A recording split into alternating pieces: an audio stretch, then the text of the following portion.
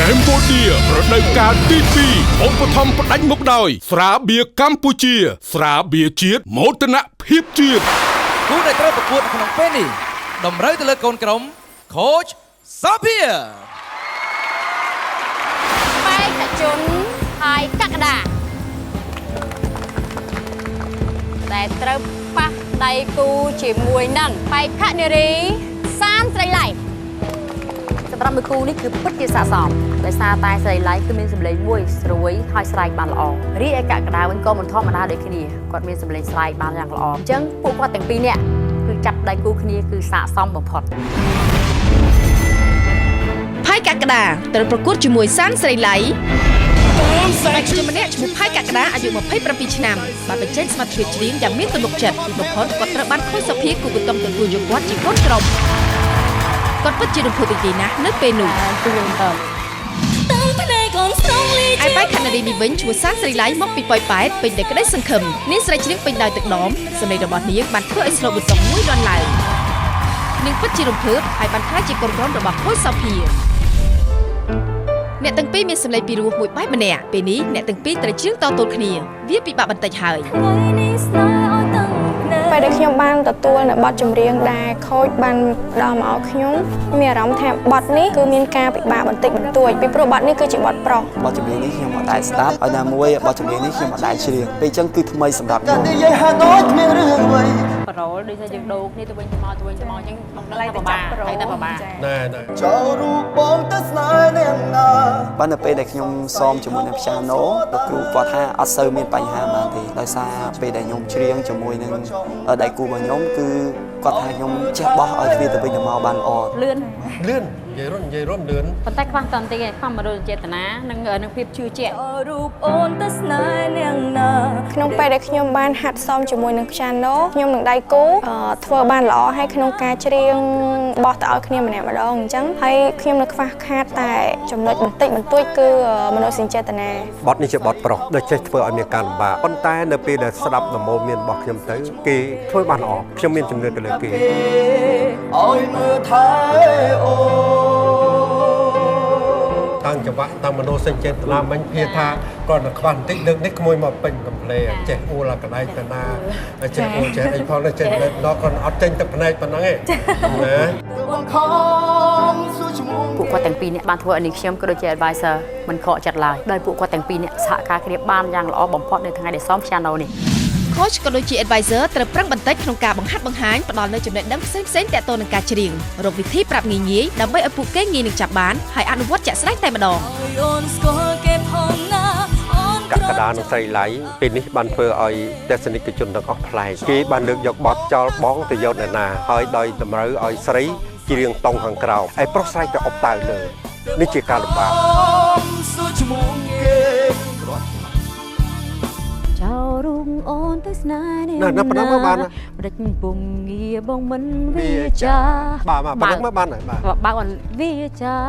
ឲ្យលឺថាវាអីចោរូបបងទៅស្នេហ៍នាងណាបន្ទាប់ពីការซ้อมភ្លេងបាញ់មិញនេះរួចហើយខ្ញុំមានអារម្មណ៍ថាខ្ញុំនឹងដៃគូធ្វើបានល្អជាងថ្ងៃដែលซ้อม piano ពីថ្ងៃមុនហើយខ្ញុំនឹងដៃគូរបស់ខ្ញុំនឹងខិតខំនៅពេលថ្ងៃដែលឡើងប្រកួតនឹងធ្វើវាឲ្យបានល្អជាងនេះទៀតសម្លេងប៉ុណ្ណឹងបានណាដើម្បីកុំឲ្យប្រុសគ្នានេះពេកណាក្មួយអត់ឲ្យវាទាំងអស់គ្នាណាកូនណាបងថាបងកំពុងចង់ការចាប់ដៃគូរបស់គាត់គឺល្អមែនតើបទចម្រៀងបទនេះគឺមិនធ្វើនេះខ្ញុំខូចចិត្តក៏ដូចជា advisor ផងដែរអ្នកទាំងពីរនេះបានខិតខំធ្វើបានល្អជាទីបំផុត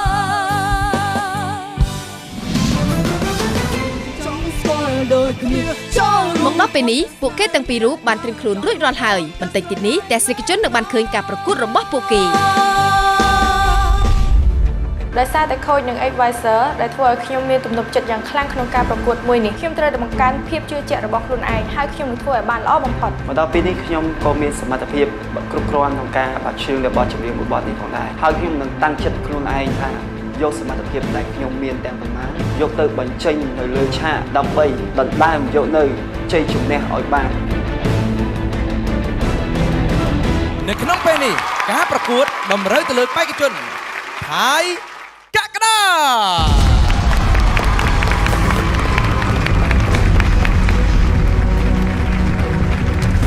ត្រូវប្រកួតនឹងបេក្ខនារីសាន ស្រីឡៃ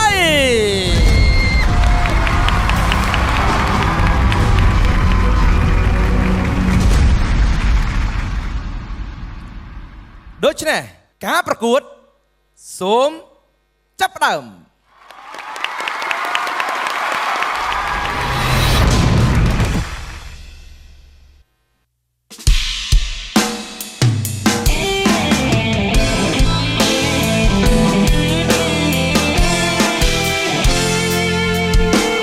ថ្ងៃនេះស្នេហ៍ឲ្យតឹងភ្នែកបងប្រកាយឲ្យដងហាងអួរទឹកមកបងមិនសូវស្រួលបងប្រាប់ថាគឺបងមានថ្មីជិះប្រាប់ទៅកាន់មិនគិតថាខ្លួនឯងជាស្រីជិះប្រាប់ទៅកាន់និយាយហាក់ដូចគ្មានរឿងអ្វីខាងជួបគ្នាប៉ុន្មានថ្ងៃឆ្លើយខ្លីៗថាអូនចង់បែកគ្នាចោលរូបអូនទៅស្នេហ៍អ្នកណារិញពុំមានមិនព្រមវាចាឲ្យអូនស្គាល់គេផងណាអូនគ្រាន់ចង់រាប់អានគេចោលរូបអូនទៅស្នេហ៍អ្នកណាបងសង្ស័យថាបងស្គាល់ដែរទៅបងខំសួរឈ្មោះគេគ្រាន់ចង់ប្រាប់គេឲ្យមើលថែ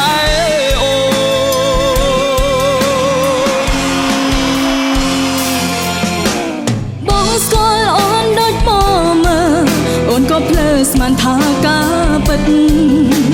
ស្រឡាញ់បងអស់ពីចិត្តខំតាំងចិត្តស្មោះនឹងស្នេហាឆ្លើយប្រាប់ត្រង់ទៅគេម្នាក់នោះជាអ្នកណា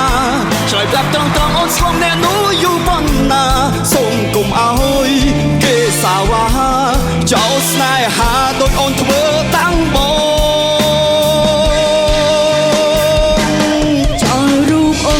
ស្នេហ៍អ្នកណារិញពុំមានមិនព្រមញីចាឲ្យអូនស្គាល់គេផងណាអូនគ្រាន់ចង់រាប់អានគេចូលរូបបងទៅស្នេហ៍អ្នកណា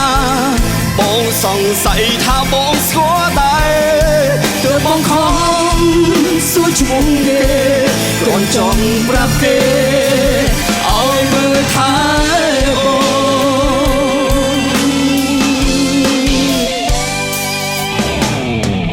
សួរលោកអូនថាអូនបាត់ទៅណា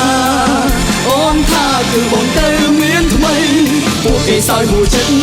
គេចង់ស្គាល់អ្នកថ្មីអូនថាបងកំពុងចង់ស្គាល់ដូចគ្នាចោលរូបអូនទៅស្នេហ៍អ្នកណាចោលរូបអូនទៅស្រឡាញ់អ្នកណា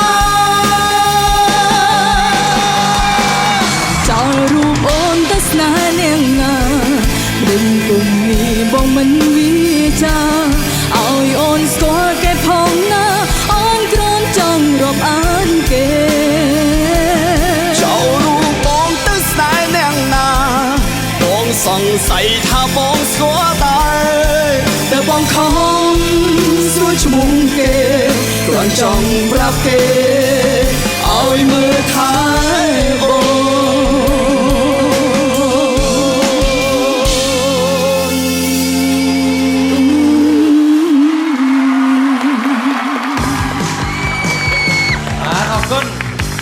ដល់ស្មែតដែរជួនដល់បេក្ខជនបេក្ខនារីយើងមកគូនេះមួយឥឡូវនេះសូមយោបល់ពីខូចទាំង4រូបរបស់យើងដើម្បីផ្ដល់យោបល់ជូនក្នុងការច្រៀងរបស់អ្នកទាំងពីរសូមការផ្ដល់យោបល់ពីខូចសវណ្ណរាជបាទសូមអញ្ជើញបាទអរគុណថ្ងៃនេះបងឃើញថាបងអូនទាំងពីរធ្វើបានល្អមែនទែនជាមួយបទចម្រៀងមួយបទនេះ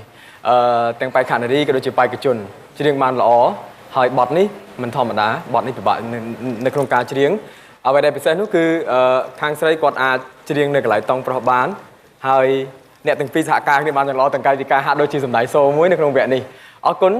សម្រាប់ខ្ញុំមកផ្ទាល់ពេញចិត្តទាំងពីរអត់ដឹងថារើសយកមួយណាតែបើសិនជាក្នុងចិត្តខ្ញុំផ្ទាល់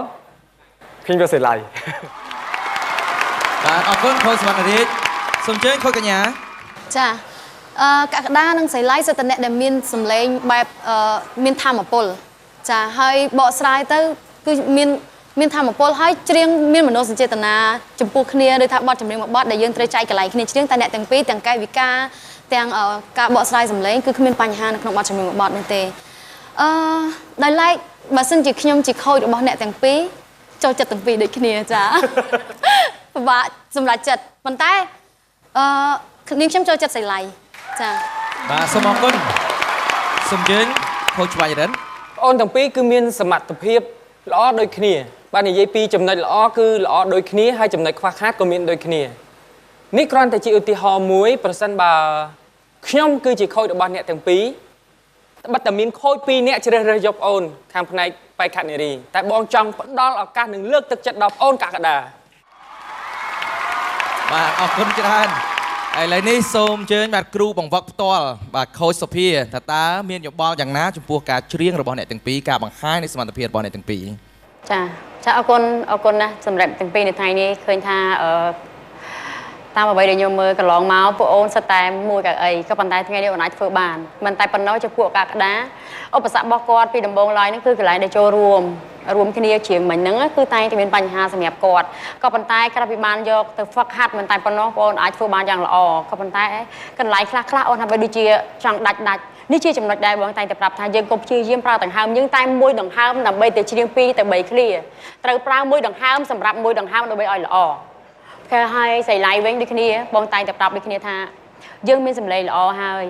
ចំពោះអុកតាខាងក្រោមសៃឡៃនឹងស្ទើរបន្តិចក៏ប៉ុន្តែអូនតែងតែចាំថានៅពេលណាដែលយើងស្ទើរវិធីកែប្រែយ៉ាងម៉េចក៏បងបានប្រាប់រួចទៅហើយនៅទីបំផុតអូនអាចធ្វើបានមិនតែប៉ុណ្ណោះការចាប់ផ្ដើមពោពេញទៅដោយភាពជឿជាក់មិនតែប៉ុណ្ណោះមើលទៅដូចជាការសម្ដែងសូរសម្រាប់ខ្ញុំផ្ទាល់ជាគ្រូបង្វឹក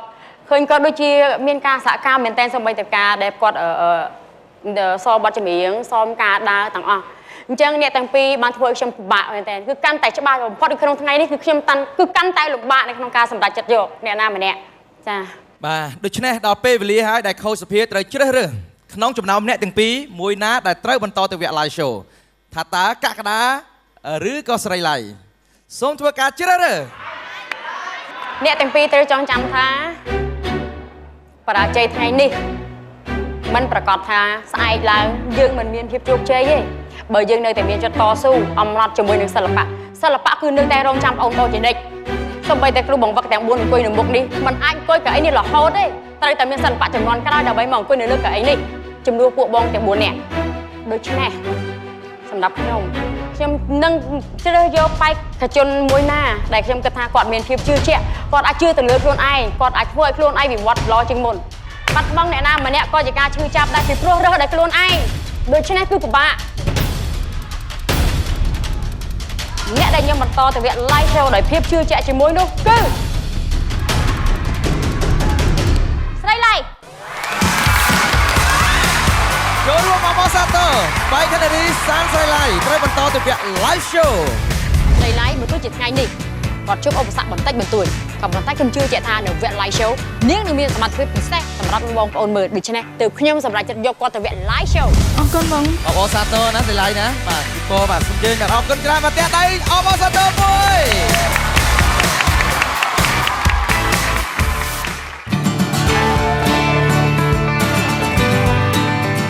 នេះខ្ញុំមានអារម្មណ៍ថាសប្បាយរីករាយខ្លាំងមែនទែនពីព្រោះអីនេះខ្ញុំបានបន្តទៅវគ្គ live show